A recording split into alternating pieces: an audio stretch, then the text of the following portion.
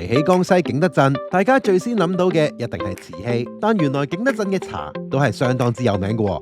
今期中國旅遊8月號會帶大家去到景德鎮，感受瓷刀嘅魅力。除咗會到訪一個個景德鎮嘅博物館，了解陶瓷嘅發展同埋文化，仲會去到唔同嘅手工工作坊，睇下百花齊放嘅陶瓷作品。究竟除咗一件擺設，陶瓷仲有啲咩新嘅玩法？景德鎮咁多嘅陶瓷市集，究竟又有啲咩分別？邊個又最值得去呢？